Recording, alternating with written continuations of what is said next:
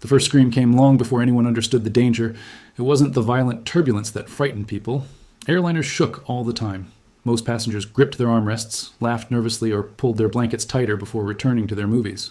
This time was different. The aircraft suddenly dipped several hundred feet, sending drinks crashing into the ceiling. Oxygen masks trembled inside their compartments.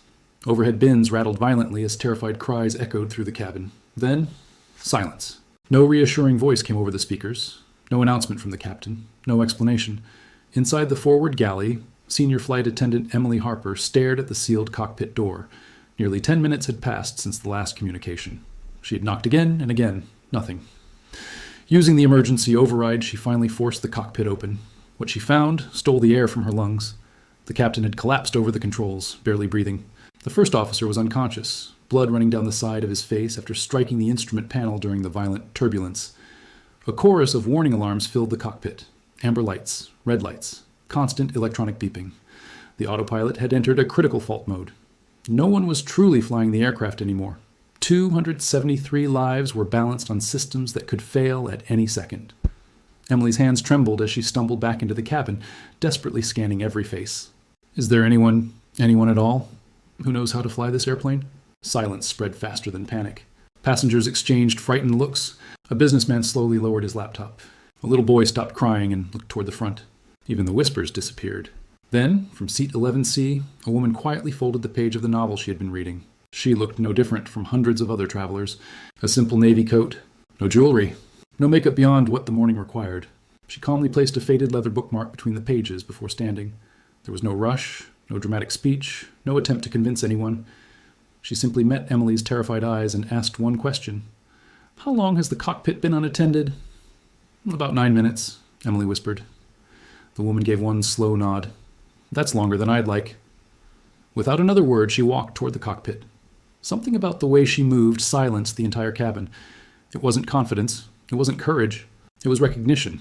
The quiet certainty of someone returning to a life she had promised herself she would never touch again. No one on that airplane knew her name. But before the night was over, fighter pilots flying at twice the speed of sound would recognize a voice the world believed had vanished forever. Before we begin, comment where you're watching from. 6 hours earlier, Flight Horizon 482 had left London under clear evening skies.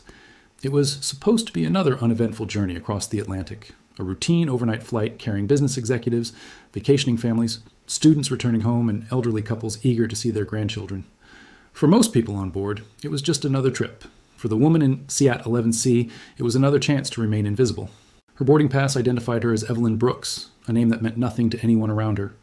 She had checked in without luggage, declined the airport lounge, paid cash for a cup of coffee, and quietly disappeared into the waiting crowd before boarding began. She preferred it that way. The fewer conversations she had, the fewer questions people asked. Once seated by the window, Evelyn opened an old mystery novel whose pages had softened with age. She wasn't truly reading. Every few minutes, her eyes drifted toward the wing outside. She watched the flaps move during takeoff, listened to the subtle changes in engine pitch, and instinctively counted the seconds between each adjustment and thrust. Old habits refused to die. Across the aisle, an energetic 8-year-old named Noah pressed his face against the window, asking his father endless questions about flying above the clouds. A retired schoolteacher knitted a tiny blue sweater for her newborn granddaughter. 2 college roommates debated where they would eat after landing, while several exhausted business travelers had already fallen asleep before the aircraft reached cruising altitude.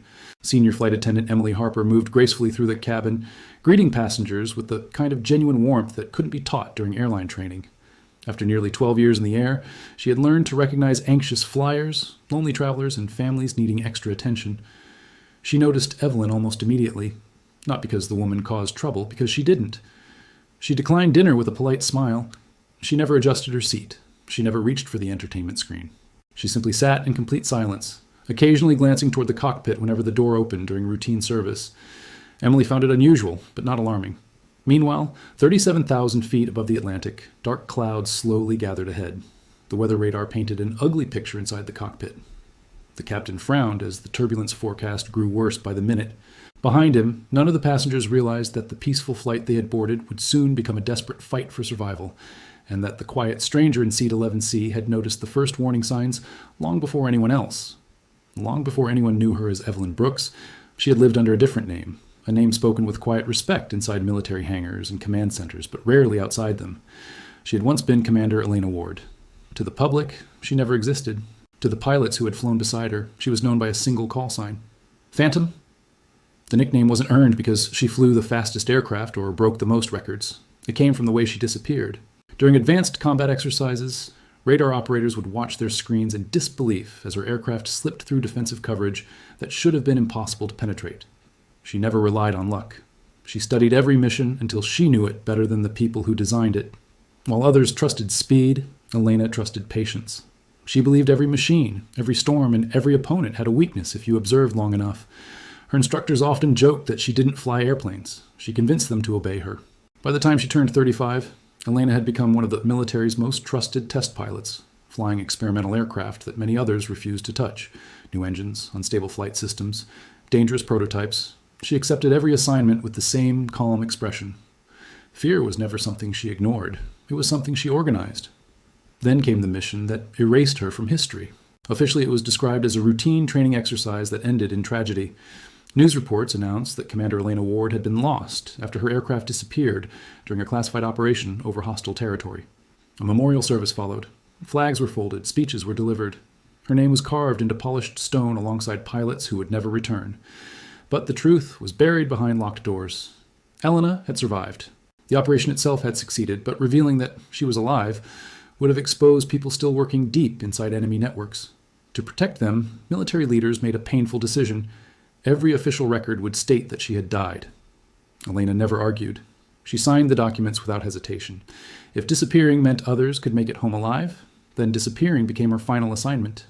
Years passed. She moved from city to city, lived quietly, avoided friendships, and never looked back at the life she'd left behind.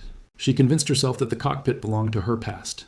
But as the aircraft shuddered high above the Atlantic and warning lights flashed beyond the locked cockpit door, one truth quietly resurfaced inside her.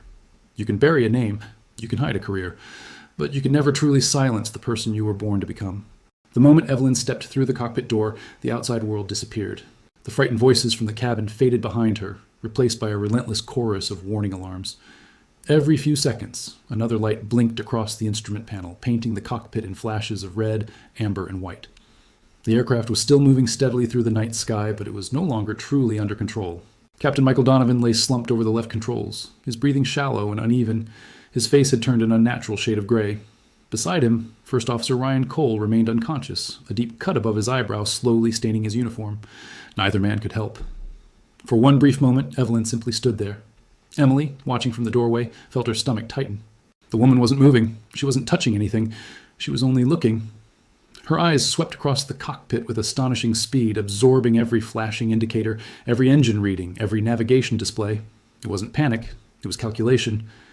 Then everything changed. Evelyn gently eased the captain's hands away from the controls before checking both pilots with practiced efficiency.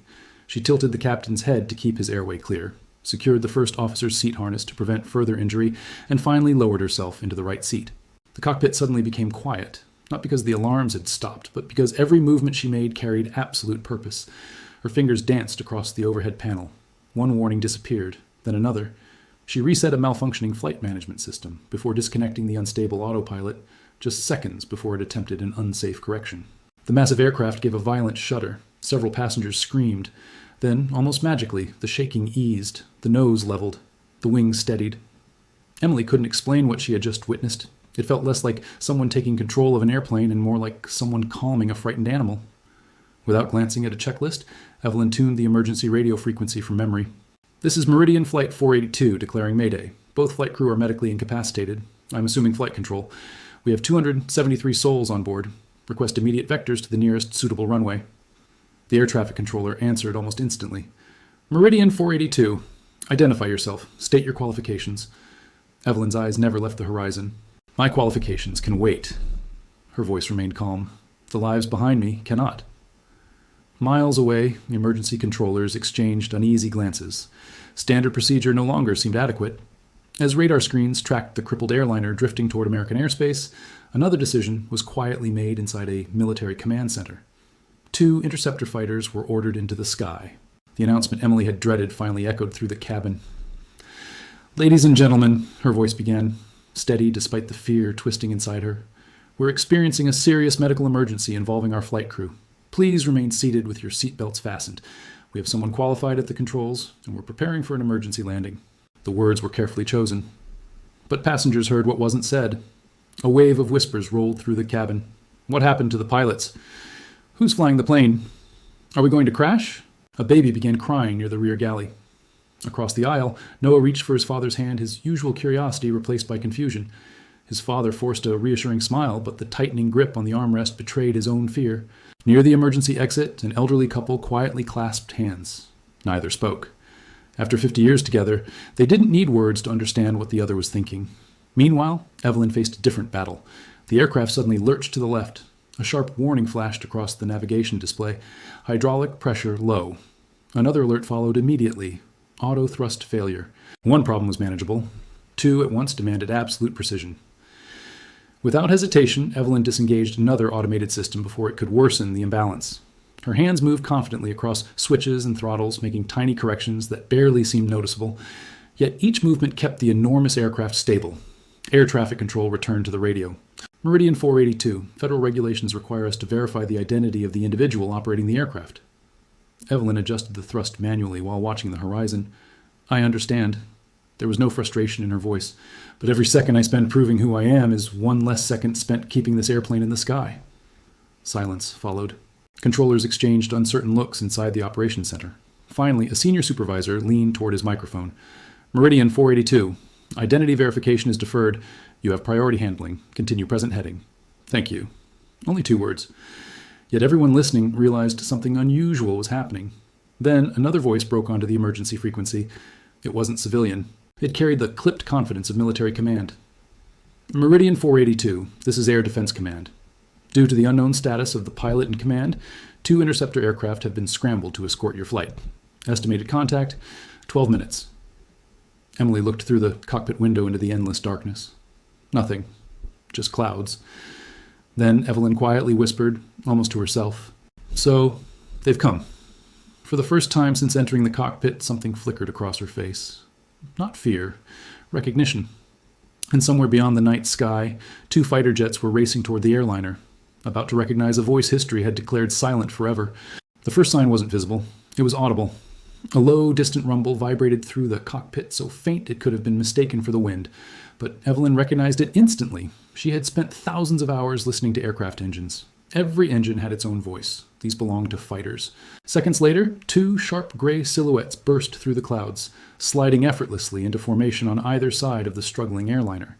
Their navigation lights blinked against the darkness as they matched the commercial jet's speed with breathtaking precision. Emily gasped. Several passengers near the windows pulled out their phones, recording the incredible sight without understanding what it meant. Children pointed excitedly. Adults stared in stunned silence. Inside the cockpit, Evelyn didn't even glance twice. She already knew why they were there. The radio crackled. Meridian 482, this is Falcon 1. We have visual contact. Please confirm the identity of the individual flying the aircraft. Evelyn remained focused on the instruments. Outside, the fighter pilot waited. Air traffic control waited. Military command waited. For nearly 5 years, she had hidden behind borrowed names, temporary apartments, and quiet routines. She had promised herself the woman she used to be would never return, because if that name was spoken again, everything would change. Her fingers tightened around the control column. Ahead, storm clouds continued to build over the eastern coastline. Behind her sat 273 people who had no idea their lives depended on a secret buried years ago. She had a choice: protect her anonymity or protect the people behind her. The decision lasted less than a heartbeat. She pressed the transmit button. This is the acting pilot of Meridian 482. A pause. Then she spoke the words she never believed she would say again. My former military designation, she inhaled slowly, was Phantom. Silence swallowed every radio frequency. Controllers stopped speaking. Technicians looked up from their screens. Even the fighter pilot seemed frozen. Finally, Falcon 1 answered. His professional tone was gone. It had been replaced by something far more personal. Phantom, he almost whispered the call sign. I don't believe this. Another voice joined the frequency. Falcon 2. Control, confirm what we just heard. The operations room searched old classified records. Within seconds, a secure file flashed onto a senior officer's monitor. Status: killed in action. Date of death: 5 years prior. The room fell silent. Falcon 1 keyed his microphone again. His voice carried unmistakable respect. Ma'am, every pilot in my squadron grew up hearing stories about Phantom. We were told you gave everything on your last mission. Evelyn allowed herself the faintest smile. Stories have a way of ending too early. She returned her attention to the cockpit. The mission isn't over yet. And as the fighter jets tightened their protective formation around the airliner, every person listening realized they weren't simply escorting a civilian aircraft anymore. They were flying beside a legend who had just returned from the dead. The moment Evelyn revealed her call sign, the mission changed. She was no longer just an anonymous passenger trying to save an airplane. Now she was Phantom, and every controller, military officer, and fighter pilot on the frequency knew exactly what that meant. But legends didn't make airplanes easier to land.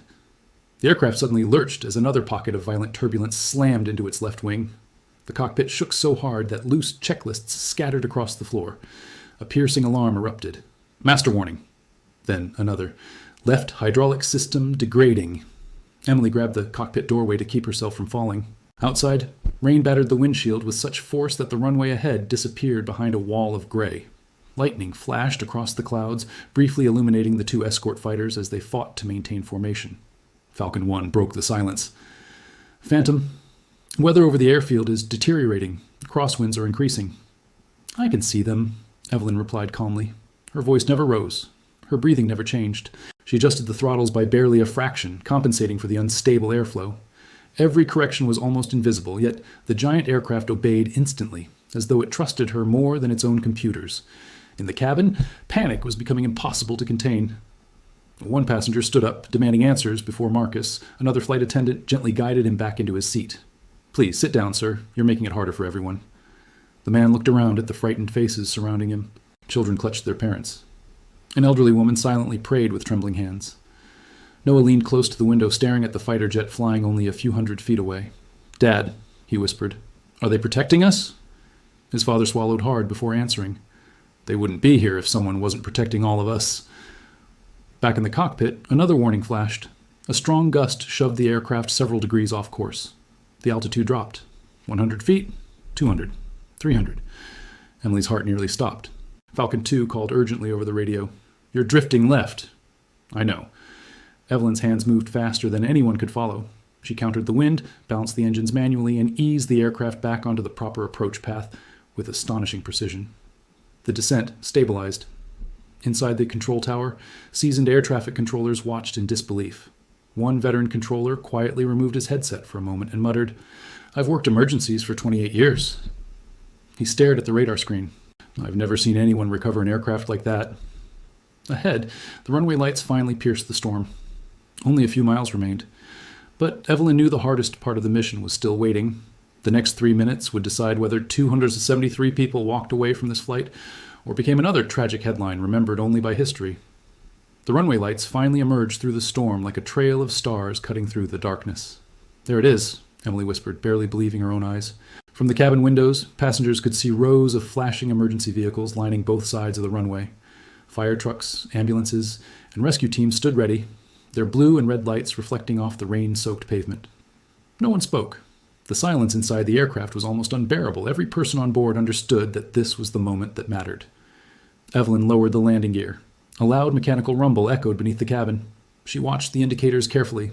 One green light, then another. For a split second, the third remained dark. Emily's heart stopped. Gear isn't locked, she whispered. Evelyn didn't panic. She reached for the emergency extension handle and released it with one smooth pull. Another heavy thud shook the aircraft. The final green light illuminated. 3 green. Landing gear secure. Falcon 1's voice broke over the radio. Phantom, you're perfectly aligned. Winds shifting from your right. 5 knots stronger than forecast. Copy. She corrected the nose by only a few degrees. The aircraft responded instantly. Rain hammered against the windshield so hard that visibility dropped to almost nothing. Then, a violent crosswind slammed into the right wing. The left wing dipped dangerously. Passengers screamed. Luggage shifted overhead. The aircraft drifted toward the edge of the runway approach. Inside the control tower, every controller instinctively held their breath. Evelyn reacted before anyone else even processed what had happened. Her left hand eased the control column into the wind, while her right hand adjusted engine thrust independently, bouncing the aircraft against the powerful gust. The enormous jet slowly straightened, perfectly centered once again. She's got it, one rescue firefighter whispered from the runway below. She's actually got it. The runway threshold flashed beneath the nose. 20 feet. 10. 5. Evelyn gently raised the nose. For one suspended heartbeat, the aircraft seemed to float between sky and earth. Then, thud. The main landing gear kissed the runway with firm, controlled precision. Not hard, not soft. Exactly right. Cheers erupted inside the cockpit, but Evelyn wasn't finished. She deployed reverse thrust. The engines roared. Water sprayed behind the wheels as the aircraft raced down the soaked runway. 100 knots. 80. 60. 40. Finally, the massive jet rolled to a complete stop. For 2 silent seconds, nobody moved.